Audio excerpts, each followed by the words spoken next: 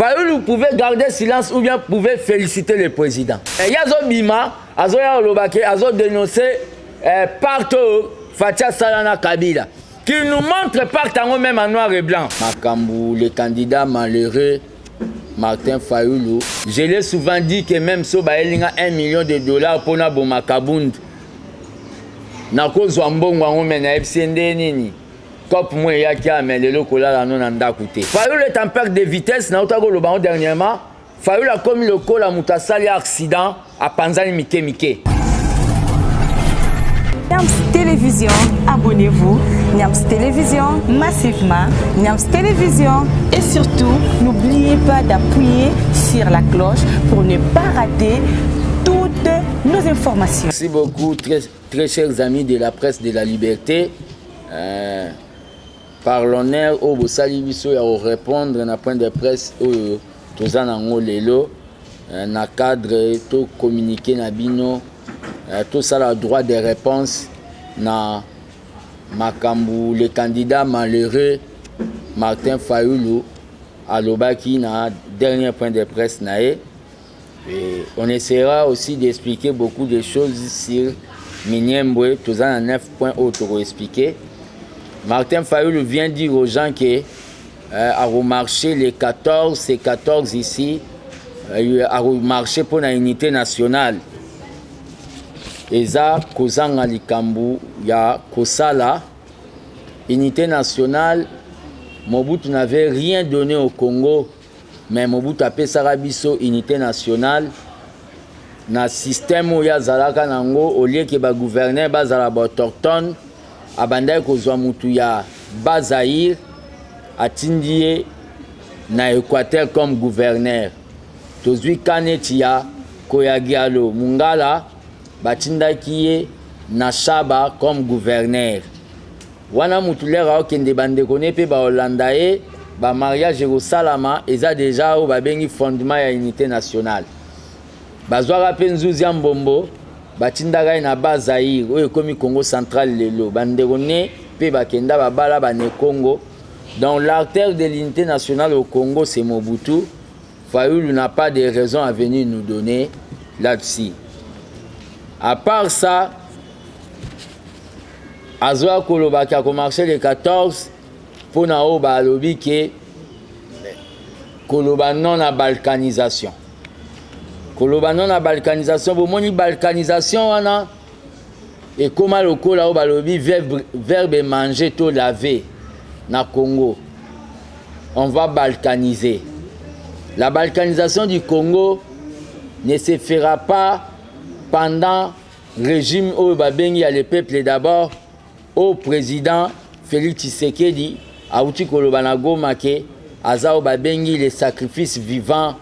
Mabele et koma ki arrosé na makila, mabele wana et koma arrosé na kimia. Le problème qu'il a c'est quoi? Le président de la République. Le président de la République. Le président de la République a outi koloba ki ndenge zawana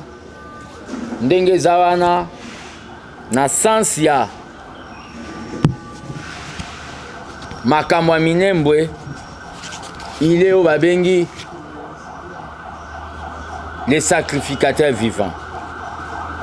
Azaras Ubewa Asala qui au Balobi habit du pouvoir. C'est pour cela le président de la République a lobby que le salut du peuple ou bien la vie du peuple est la loi suprême. Fayoulou c'est un homme tribaliste. Il veut marcher aujourd'hui pour l'unité nationale. Batu bazali bozaba journaliste bomona ba image mo ezo défilé liboso ya ndaku ya Fayoulou. Batu bazoyemba o babengi banzembu ba propose xénophobe ya tribalisme. Na oyebisa monsieur Fayoulou akende otanga na livre na Bible na livre ya Jean chapitre 4 verset 5 jusqu'à 42. Balobi na kati que mariez-vous avec eux. Balobi que l'homme le plus moindre sur la terre c'est l'homme tribal. Fayoulou c'est un tribaliste. Il veut ramener le Congo en arrière na époque ya ba Moïse Tshombe na ba Bolikango. Or que na minute au Congo, tout ça déjà mutu moko. À cet effet, M. Fayoulou a lancé une marche. D'abord, itinéraire résaté. C'est tout simplement pour troubler les peuples et paniquer les peuples. Je vais revenir sur ça. Nazolingana effleuré na beta ba point moro sur Minembwe. Commune rurale de Minembwe est créée suivant la procédure ci-après. Pour créer commune, les ministres de l'Intérieur envoient le projet à l'Assemblée provinciale. Assemblée provinciale, leur ministre Atindi, Assemblée provinciale européenne Savinaï. En 2008, sous Matata Mponyo, par sa recommandation, Balobi n'a pas ça à Matata Mponyo. Par sa recommandation numéro 9-2000, l'Assemblée provinciale du Sud Kivu donne l'avis de conformité pour la création de communes rurales sauf Minembwe en 2008. Sauf Minembwe, qui n'avait pas atteint le nombre de 20 000 habitants. Donc, voilà déjà une époque. Contrairement à l'avis de l'Assemblée provinciale de Sud Kivu, en 2013, par son décret 13-09 du 30 juin 2013, Matata Mponyo institue Minembwe en commune rurale. Matata Mponyo oyo azwa mbongo abukanga lonzo palo na masangu ebota université. Na ndenge nae a signé décret. Suite au soulèvement, ebimisi mobulu mbala moko na Sud Kivu, le 22/9/2015, le gouvernement central sursoit ce décret, bavandi sakiango. Sous Tibala, le ministre de l'Intérieur Mova et celui de la décentralisation Roubewa, ministre de la décentralisation à vie, signe un décret interministériel numéro 5, cabinet VPM CRC HMS 1 2018, numéro cabinet ministériel R/ARFK 00C 2018, portant mise en œuvre des propositions du décret 18-020 du 30 juin 2018 portant levée de la surséance de l'application du décret créant les communes ruraux. Curieusement, les décrets PM qui lèvent la surséance et l'arrêté interministériel de sa mise en place sont signés par le même jour. Donc, Bassignara décrit le même jour, le 30 mai 2018. Déjà flou et ça. Fort de ce décret interministériel de 2018, du 28 novembre 2018, Henri Mova Sakanya, ministre de l'Intérieur, nomme à titre intérimaire M. Mugizao Dadi et Usumbiko Sadiki, respectivement bourgmestre et bourgmestre adjoint de la commune rurale de Minembwe.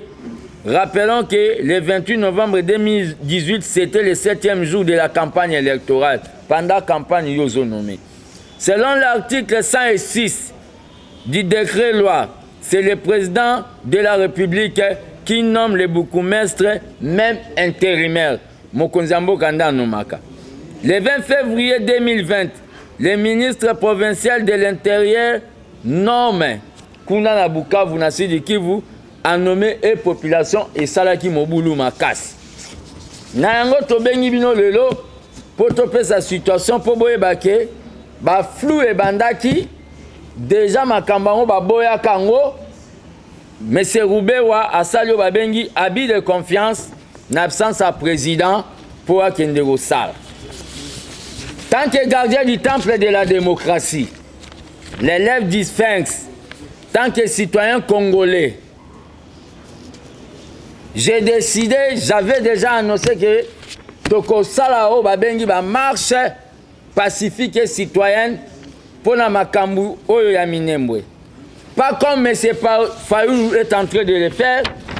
Je viens de l'hôtel de ville et je viens aussi au niveau du commissariat général de la police. Côté à lettre et information, on ne demande pas l'autorisation mais on informe. La lettre de l'information en question s'est adressée à monsieur le gouverneur de la ville-province de Kinshasa. Monsieur le gouverneur de la ville-province de Kinshasa, si vous pouvez lire ça. Je lis. Expéditeur, monsieur Mukoko Modipano, le fils Benoît, 3e rue, numéro 146, quartier des Bonhommes, commune Matete. Téléphone, plus 243 85 084 65 55. À monsieur le gouverneur de la ville-province de Kinshasa, Kinshasa Bar Gombe. Concerne l'organisation d'une marche citoyenne pour soutenir les décisions présidentielles annulant les nominations de M. Azarias Rouberoa, entre parenthèses, Minembwe. Transmis copie pour information A au commissaire général de la police ville-province de Kinshasa, au directeur de l'ANER de la ville-province de Kinshasa, tous à Kinshasa. Excellence, messieurs les gouverneurs, par la présente, je viens en tout honneur à ma qualité de citoyen congolais vous saisir de l'affaire qui reprise en concerne. En effet, j'organise une marche citoyenne et pacifique dénommée « Je suis Congolais 100% Minembwe ». À date du 14 octobre 2020, heure 10h juste, itinéraire lié des rencontres, place, gare centrale et le point de chute, la primature. La dite marche, dont les milliers de compatriotes se joindront pour dire tous soutenons les décisions présidentielles annulant les nominations d'Azarias Rouberoa. 2. Tous pour la révocation d'Azarias Rouberoa. Et 3. Tous pour la suppression du ministère de la décentralisation. Conformément aux droits des manifestations publiques qui sont parmi les droits civils et politiques garantis par l'article 11 et 33 de la Constitution. À cet effet, l'article 17 stipule que la liberté individuelle est garantie et l'article 25 enrichi Kratacé. Sur abondement, l'article 26 dit clairement que toute manifestation sur les voies publiques ou en plein air impose aux organisateurs d'informer par écrit l'autorité administrative est compétente. En espérant recevoir une suite favorable, je vous prie, agréer, Excellence, Monsieur le Gouverneur, l'expression de mes sentiments patriotiques. Votre tout dévoué signé, Monsieur Fils Mukoko Modipano. Oui, merci beaucoup. On a déposé la lettre, totigi lettre, itinéraire, il y a marche, au Torosala, et ça des gares centrales, type primature, totik en mémo. C'est le début du commencement. Rouberoa il faut la déconnecter dans le gouvernement. Ndenge Tunda a déconnecté parce qu'il a démontré noir sur blanc que Aza pion ya Kagame, l'un y a dernier pion ya Kagame, mais à Koutani na babengi locomotive politique Fati, c'est pour cela Abimi Léon emploie ça.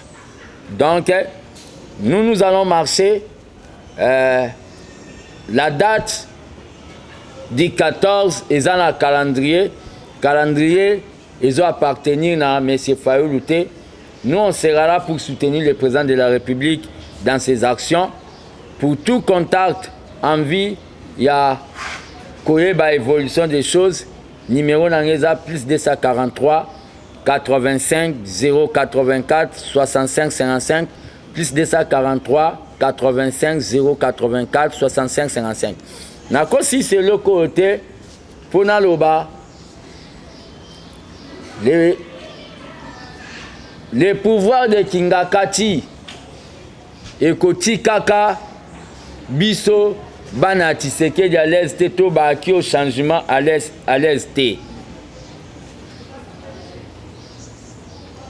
bozo mona vidéo mo ezo tambola na réseaux sociaux pour na ko salir le président à l'intérim Jean-Marc Kabundi. C'est du montage. Hier basalaki vidéo, ça a été publié, il y avait Kemukuna le loto Sukiwapi. On veut tout simplement diaboliser Jean-Marc Kabundi. Donc, mais je crois bien que tout basaliwana, les coups d'épée dans l'eau, il continuera le combat. Tu serais d'attitude la bisona bango. Donc, nous lancé un appel que moral n'est à la calme. Les gens qui ont fait cette histoire, sachez très bien que vous échouez parce que montage Nabino est simbité. Jean-Marc Kabundi, c'est quelqu'un que Tshisekedi a pris au Katanga, a mis à Kinshasa pour Aebaki que c'était un combattant. Laissez ces histoires-là pour affaiblir le moral des combattants. Bozoabi sauter. J'appelle tous les Congolais. J'appelle les combattants. J'appelle mes amis de RDT, NJT. J'appelle tous les parlementaires debout. Tshisekedi Yalobaye qu'il soit maudit, le peuple qui atteint un mot d'ordre. Tshisekedi Yalobaye que le jour que le peuple commencera lui-même à faire des manifestations, sachez que ce jour-là, l'état de droit commence. N'attendez pas un mot d'ordre. Les 14 Boya et Belé na gare centrale, pour tout ça la marche au Temeza, je suis Congolais 100% Minembwe. Peto la qui savement na fatigue décision à sala qui est la qui si kayoka peuple na ya yoka base na e. Yako boya nyonso ki ndoki o rube wa sala ki to la sa fatigue et sali biso plaisir décision ana il faut tout manifester. Je dis et je vous remercie.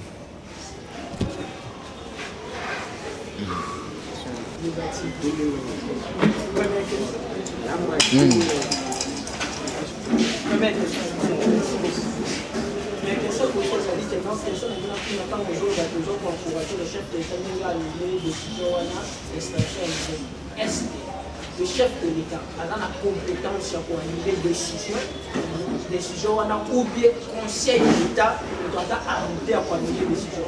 Le chef de l'État a la compétence. Il est le garant de la nation. Il est le garant du bon fonctionnement au Babengi de la République. So Marambane Bimisa Bitumba awa, batu balinga ba mona Roubé Wate balinga ba mona chef de l'État. Donc ils a parmi eux babengaka ba droit de veto à chef de l'État. Donc il a ces droits là. Deuxième question. J'ai des questions à vous poser. Première question est d'abord concernant marche ou organisée. Est-ce que ce n'est pas une manière pour mettre le bâton dans le roue, la procédure, il y a failli. Il y a un côté là, il y a pour commander tout les ala rakino boloko la aba lobi ba la marche, après ba lobi ba la marche alors bino surtout pour ça la té boutique à vous vendre. N'est-ce pas que ça bon première question là. Deuxième question c'est que non. La majorité des personnes ces derniers temps va dire que non yo fils pour entre yo na le président Jean-Marc Kabundi moi foi mon buizawa. Mais le lot qui comme marche Jean-Marc dit vraiment pour yo wana mutali so beta table pour isa solo teza lokuta. Est-ce que nous rassurons plus que nos relations sont normales? Tout est une manière nous sommes des frères politiques avec Kabundi. Contradiction à la cas en politique. Cela ne veut pas dire que tous arabes ennemis. Je l'ai souvent dit que même si il y a $1 million pour Naboma Kabundi, nakozwa mbongo wango mena FCND nini. Kop moi yaki amele lokola la non anda coûté. Donc les lois entre eux ne se mangent pas. Donc, je garde ma position en interdisant la permanence. Tous les gens ont eu des pèses qui battent sa place dans la réunion de l'armée des bâtisseurs tissérédistes. Mais tant qu'il y a un frère, vous comprenez? Pour l'esprit m'abêté, tant qu'il y a un frère, son amour est là, comme ils ont salir carrière mobimba. Je ne peux pas dire pour Tobébana et pour Finaranga, pour Batindara, Batuba Betanga, que na le kaka na lobalikamboana, même Zambé na likola au CP na ngote. J'ai dit aux gens de ne pas tenir compte de la vidéo. Kaboun, c'est quelqu'un que nous devons compter dans notre combat. Ce sont des hauts babengi batir ya kingakati pour les salir. Question, monsieur Yalaki. Marche. J'avais déjà annoncé avant qu'il faille là ça point de presse que je vais faire la marche. Les 14 date na calendrier, ils ont invention à M. Fayou. Et tombé déjà là, tu annonces qui, bisope na impression na biso aller dans les 14. Il y a Batra qui consort, c'était les 14. Bozomo na on a Facebook et consort. Et tombé, les problèmes ils ont biso toi un itinéraire na biso, Congo ils ont munene, azana monopole te, biso to ça marche na biso pour nous soutenir mon konzamboka. Yé à ça la marche na ce qui marche pour Nagoloba Makambo Yazoloba wana. Donc d'abord il n'a pas donné, il a et donc après ça itinéraire dans Zolingara à faire troubler peuple. Donc c'est quelqu'un Fayou est en perte de vitesse na Otagoloba dernièrement. Fayou a commis le col à Moutasali accident à Panzani Mike. C'est-à-dire Mutu eza Muzitu Mayele Mutu Muzitu et Kekuna. Maboko, eza boss Katumbi. Yé pas on PC Sumbongote. Makolo Force, eza Igwe Jean-Pierre Mbemba. Ya onde bon il fallu tellement tikali moko na point de presse na yowana abimise logo moya sikandenga message ko changer babilamba lobby dynamique lobby la muka abimise sur le logo mo voiture moi sika comme dans ce mouvement de la libération. Donc c'est quelqu'un Moutema Mabena et c'est Sopani et débordé. Normalement, quand le président avait dit qu'il y a une commission technique dans l'Est, il y a un non originaire. À Kokane Kovandanien, le président qui ici déjà ba manœuvre à Azarias. À Kokane Kovandanien, ou bien à Kokane sera dans la maturité macasse. Au moins, il y a un autre Maramba Kabound. C'est ça la maturité politique, malgré tout ça, ce qui nous divise sur le plan orientation, n'a pas torture dans soi. Mais Fayou pouvait garder silence ou bien pouvait féliciter le président. Mais il y a des bima, Azo dénoncé partout Fatia Salana Kabila, qui nous montre partout même en noir et blanc. Makambo Salana, Moukolobake, tout le monde a justice, bon le bataille Fati à Kansi Fayou. Alors qui s'habille sans moi, n'a papier en noir et blanc partout. C'est quelqu'un qui est en perte de vitesse, qui n'aime pas accepter la réalité des choses. Voilà, merci beaucoup. Gardez la chose qui dit, la facile dans le discours, il y a le président, la conférence de presse, il y a le capitaine Modembo. Alors, lui, nous avons eu au bazar de sa famille. Et la phrase, il y a un que Azali accent, puis a été informé d'un côté. Il y a diriger ses prévoirs. Phrase, je vois la Bible, il y a des choses qui sont irresponsables, toujours responsables. Ils sont responsables, M. Azia, Surube, Walinga, Salakou. Ils ont habité de confiance. Dans notre pays, ça une chronologie à Minembwe. Si Baboya Makamao depuis Kalapo Minembwe a 20 000 habitants. Mais tellement, c'est pour cela que je mets encore en garde l'ambassadeur des États-Unis. Oko Vandi na se Ongumbi Makolo. Nous sommes un État souverain.